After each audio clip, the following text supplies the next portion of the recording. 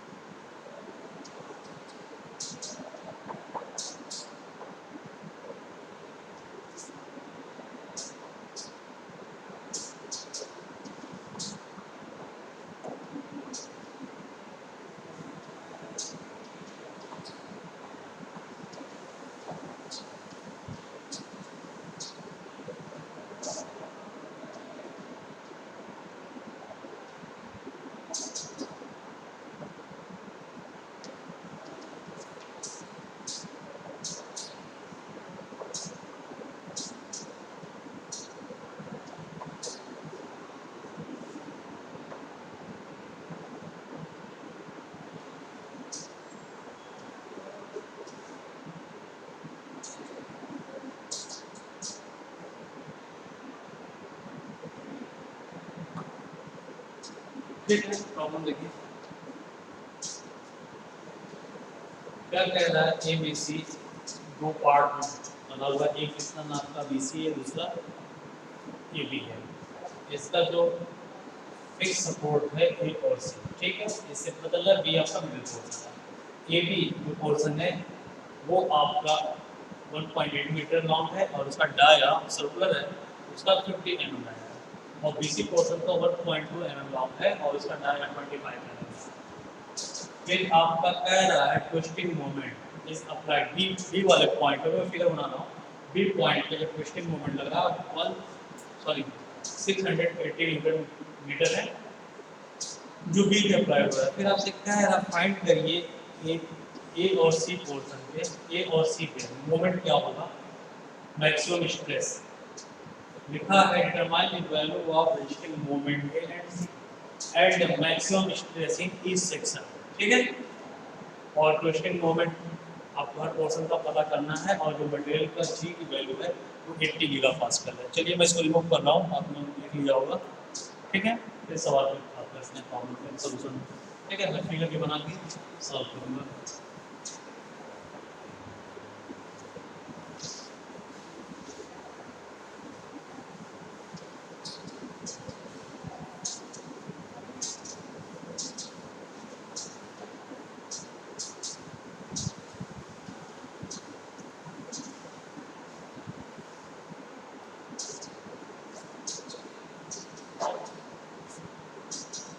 चलिए मैं फिगर बना दे रहा हूँ। ये फिगर आपका गिवन है, ठीक है।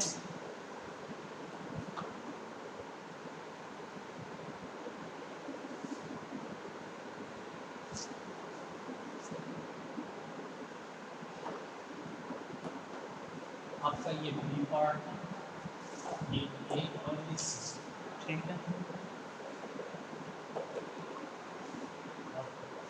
इसमें क्या कहा जा रहा है, टॉर्क कितना आपका हो रहा है, हीट आपका 600 न्यूटन, ठीक है। ये आपका पोर्शन ए है, ये क्लियर है।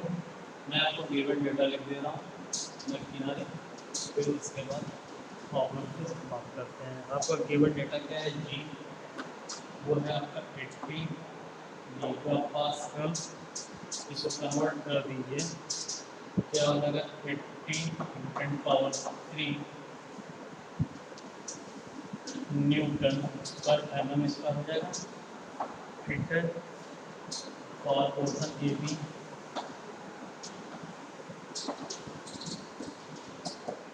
ये गिवन डेटा है। और पोर्शन ए बी के लिए D1 कितना है देख लीजिए, आपको प्रॉब्लम में बताया गया है 3 mm है और L1 आपको 1.8 मीटर बताया गया था। इसको अगर कन्वर्ट कर दिया जाएगा तो 1800 mm हो जाएगा, ठीक है। और पोर्शन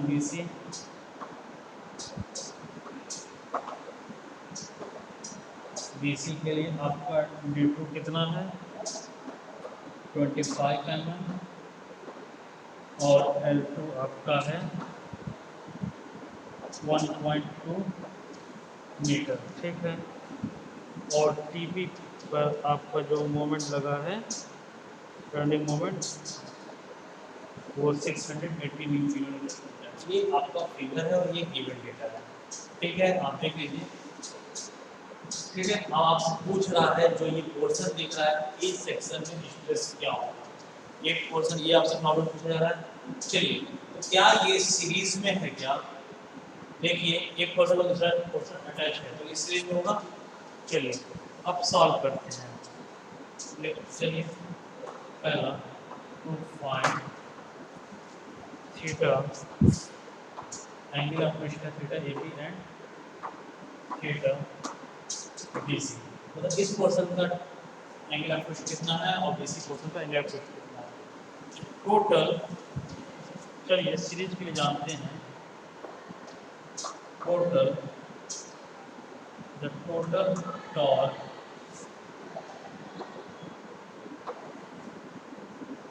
of 680 मिड वाले पोर्शन पे लग रहा है ना, ठीक है।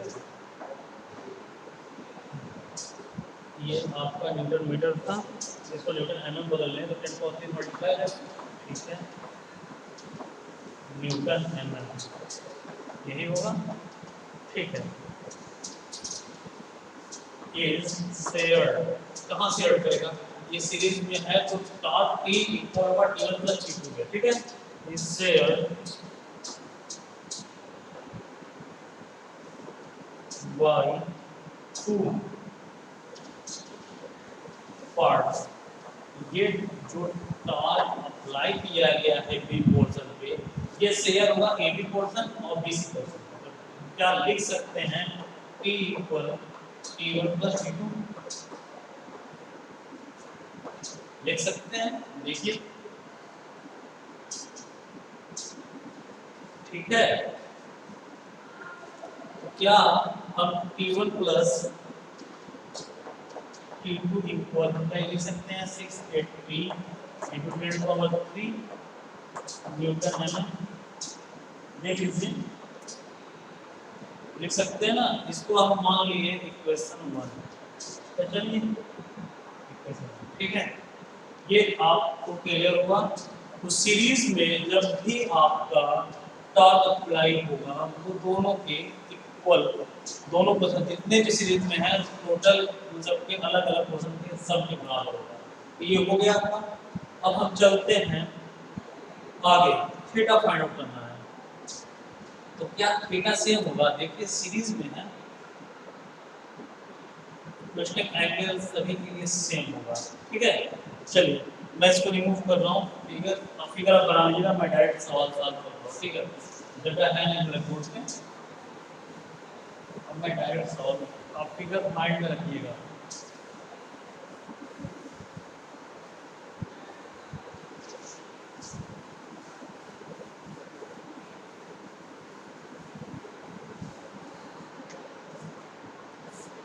चलिए माइंड में फिगर रखिए, मैं आपको J1 बता रहा हूँ। J1 D क्या होगा, 5/32,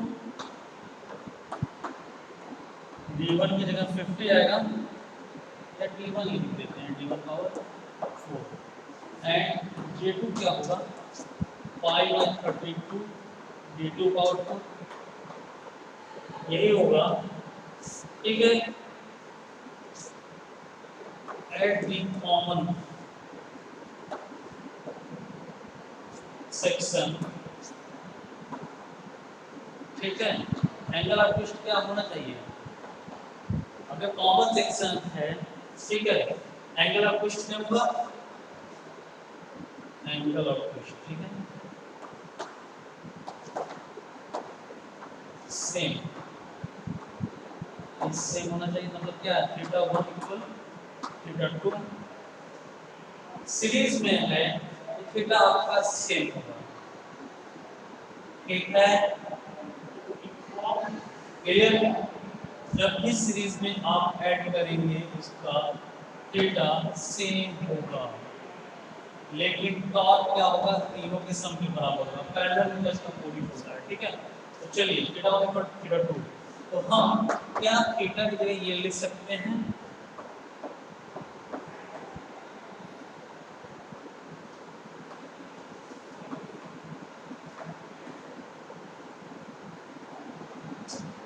ये लिख सकते हैं।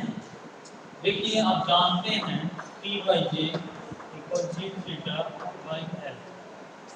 ठीक है। तो क्या हम थीटा इक्वल TL/J लिख सकते हैं, ये θ1 और θ1 इक्वल θ2, तो डायरेक्ट ये वैल्यू आ जाएगा, ये जो वैल्यू θ2 की है यहाँ पे आ जाएगा T2 L2 J2 G, ये तो मेटल प्रॉपर्टी है। अब इतनी छोटी छोटी बात आपको नहीं बताऊंगा बार बार, ठीक है। ये इक्वेशन बनेगा, कैसे बना आपको बता दिया है, ठीक है। चलिए तो क्या हम इसको ये से ये कैंसिल हो जाएगा, क्या हम ये लिख सकते हैं, मैं यहाँ लिख दे रहा हूँ, मैं चलिए यहीं पे लिख दे रहा हूँ, T1 L1 J2 equal T2 L2 J1, इसी इक्वेशन को सिंपलीफाई किया गया है वो वाले इक्वेशन को, ठीक है। देखिए ठीक है, अब हम यहाँ से T1 T2 का कुछ रिलेशन निकालते हैं। एक आपको इक्वेशन पता है T1 + T2 का टोटल T केवल। अब यहाँ से हम T1 T2 का कुछ रिलेशन निकालते हैं। मैं इसको रिमूव कर रहा हूँ, ठीक है। इस इक्वेशन को मैं ऊपर लिखूंगा, नोट कर लीजिएगा।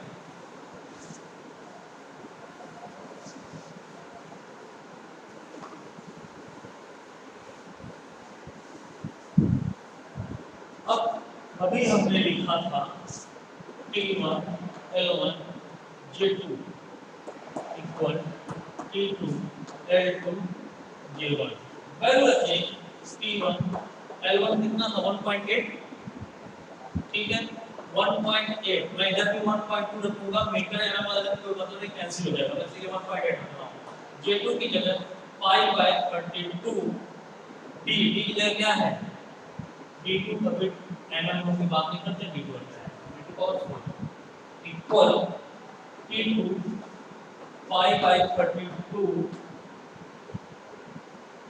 J1 कहता हूं मैं, और d1 का पावर 4 और ये 1.2, ठीक है। इससे ये कैंसिल, इससे ये पूरा कैंसिल, देखिए ठीक है। क्या हम ये लिख सकते हैं T1 × 1.8 मल्टीप्लाई D2 कितना है 25 पावर 4, और ये क्या हुआ T2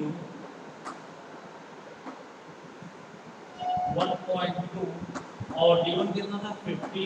देखिए प्रॉब्लम में 50 दिया हुआ 50, और ये मीटर था, मीटर को एमएम बदलेंगे, उधर बदलेंगे तो कैंसिल हो जाएगा, 1.8 लिखा हूं, ठीक है। अगर इसको हम सॉल्व करें तो सॉल्व के बाद हमें रिलेशन क्या मिलेगा T1 इक्वल 10.667 T2।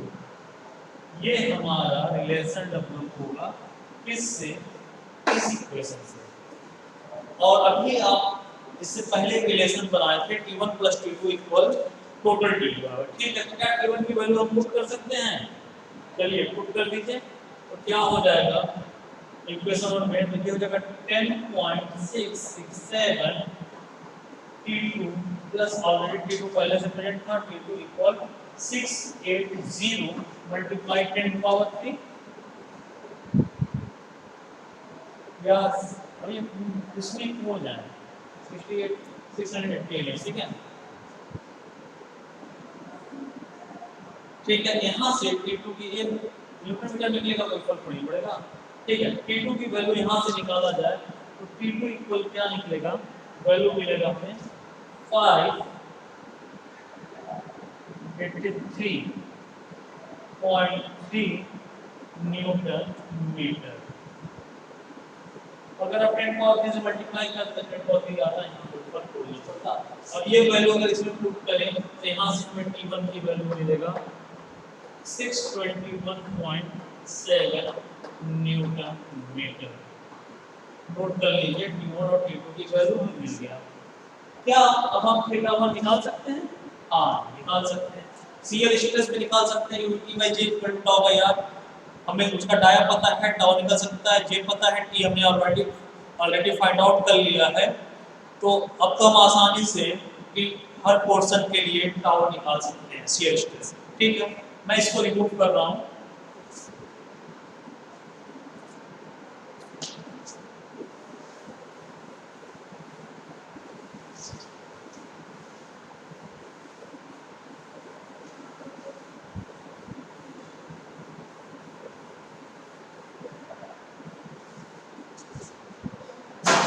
चलिए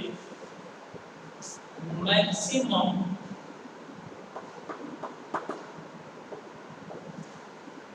स्ट्रेस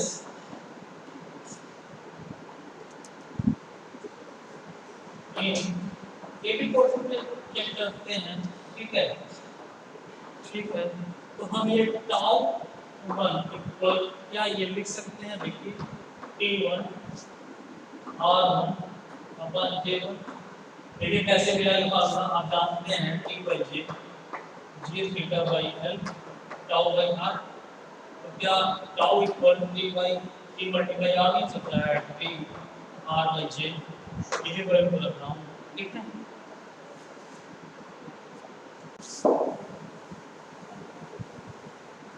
चलिए वैल्यू पुट करेंगे, क्या हो जाएगा। T1 की वैल्यू कितना आया था 62 621.7, ठीक है, न्यूटन मीटर में था, तो इसको mm में बदल दीजिए, 1000 से मल्टीप्लाई कर दीजिए। और R1 कितना था 50, तो इसका कितना हो जाएगा 50 के लिए R1 तो 25 या 50/2 कर लो ना, ये आपका R हो गया। ये कितना होगा आपका J कितना होता है पाई/32, B की जगह क्या होगा 50/4, ठीक है, ये वैल्यू होगा आपका, ठीक है। आपका ये वैल्यू होगा, इसको अगर सॉल्व किया जाए, इसको और सिंपलीफाई कर सकते हैं, तो 32 ऊपर चला जाएगा, 2 से डिवाइड कर तो 16, और ये आपका, और यहाँ से 2 से 2 कैंसिल हो जाएगा, ये 2 से 50 से इसको कट किया जाएगा तो 50 क्यूब हो जाएगा। इसको इस तरह लिख सकते थे 621.7 × 10⁻3, ठीक है, और ये हो जाएगा π/50 क्यूब। देखिए इसको सॉल्व किया जाए तो हमें τ1 मिलेगा 25.33 Nm²। सेम यही मेथड यूज करके हम पोर्शन BC का भी स्ट्रेस फाइंड आउट कर सकते हैं, ठीक है, इतना क्लियर हुआ। चलिए मैक्सिमम स्ट्रेस इन BC पोर्शन, ठीक है, सॉल्व करते हैं, इसको देखते हैं। चलिए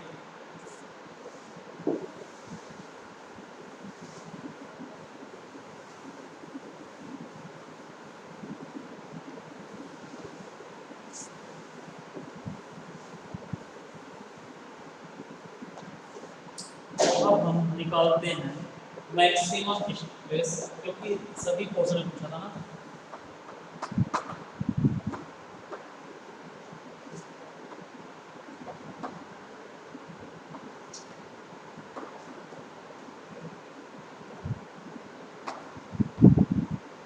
BC पोर्शन, ठीक है, क्या हो जाएगा τ2 कैसे निकला ये बता चुका हूँ, T2 R2/J2, ठीक है, ठीक, हम वैल्यू रखते हैं, T2 की वैल्यू आया था 58.3 × 10⁻3 हो जाएगा, न्यूटन mm बदल दिया।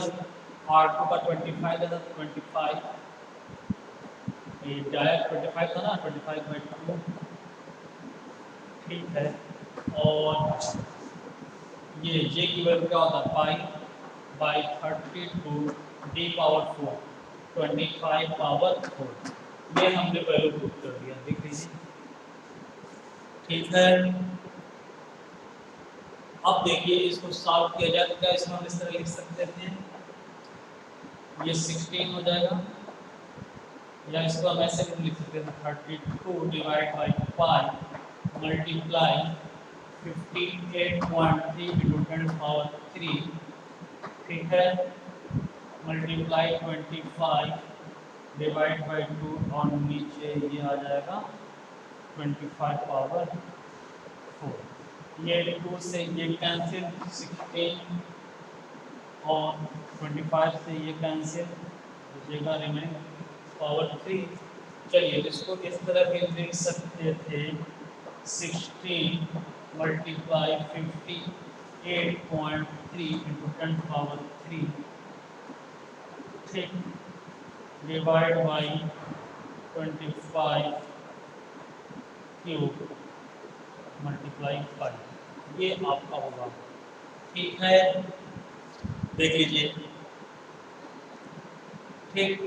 अब हम τ2 की वैल्यू इसको सॉल्व करने के बाद में मिलेगा, τ2 की वैल्यू हमें मिलेगा 19.33 Nm/s², mm स्क्वायर। सॉल्व करके देख लीजिए, आपको यही वैल्यू मिलेगा। ठीक है, दोनों आपने वैल्यू देख लिया। चलिए अब आगे सॉल्व करते हैं। अब हमें थीटा फाइंड आउट करना है। ठीक है, मैं इसको रिमूव कर दूं।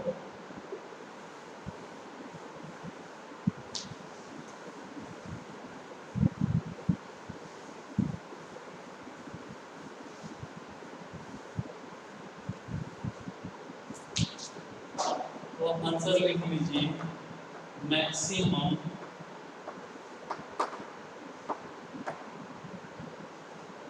Shear stress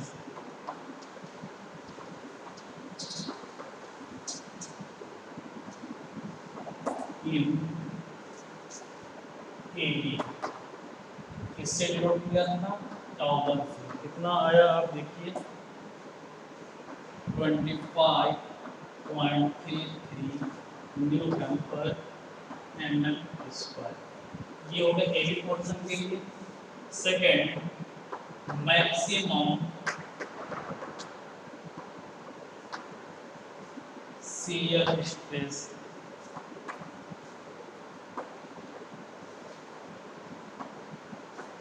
in BC portion tau two की वैल्यू कितना आया था?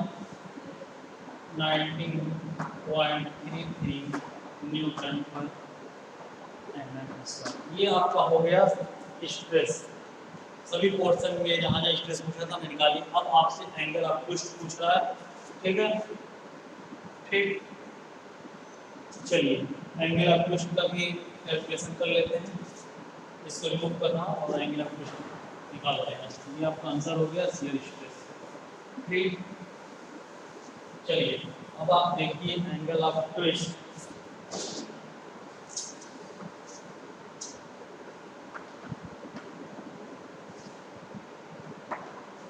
ठीक है, एंगल ऑफ ट्विस्ट देखिए थीटा, इसको हम लिख के आ रहे हैं T1 L1 upon G J1। ठीक है, तो ये थीटा तो सब में सेम होगा। ठीक है, सीरीज में है ना। चलिए वैल्यू पुट करते हैं। T1 का वैल्यू कितना आया था? 621.7 मल्टीप्लाई 1000। ठीक है, L1 कितना दिया था? 1.8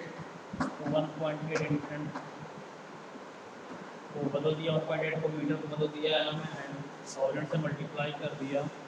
और ये जी की वैल्यू आपको दिया था, जी की वैल्यू कितना दिया हुआ है आपका प्रॉब्लम में? ई का पास्कल है, तो इसको न्यूटन एमएम बदलेंगे, 10 से मल्टीप्लाई हो जाएगा। ठीक है, मल्टीप्लाई J1 की वैल्यू पाई बाय 32, डी की जगह 50 है, 50 पावर 4, ये J की वैल्यू हो गया। ठीक है, देख लीजिए ये आपका J का वैल्यू है। अब हम इसको सॉल्व करें तो ये देखिए 10 पावर 3 से ये कैंसिल हो जाएगा। ठीक, इसको सिंपलीफाई किया जाए, सॉल्व किया जाए, थीटा इक्वल क्या मिलेगा देखिए 0.0228 रेडियन। ठीक है, अब आपको जो थीटा की वैल्यू फाइंड आउट हो रहा है कैलकुलेशन पर रेडियन में, लेकिन आपको इसको एंगल में दिखाना है, किससे मल्टीप्लाई करेंगे? मैंने बताया था डिग्री को रेडियन में बदलना तो पाई बाय 180 से, तो रेडियन को डिग्री में बदलना क्या होगा? 180 बाई पाई से मल्टीप्लाई करेंगे। ठीक है, तो इस तरह आपको angle of theta find out होगा जब आप मल्टीप्लाई करेंगे 180 बाई पाई से, ये वैल्यू मिलेगा 1.31 डिग्री। ठीक है, यही आपका एंगल ऑफ ट्विस्ट कहाँ पे होगा? बोथ सेक्शन के लिए होगा ना, या बोथ पार्ट्स। ठीक, इस तरह आपका ये कंप्लीट सॉल्यूशन होता है। ठीक है, चलिए अब ये टॉपिक एंड करते हैं आज का। ये आपका कंप्लीट सॉल्यूशन था।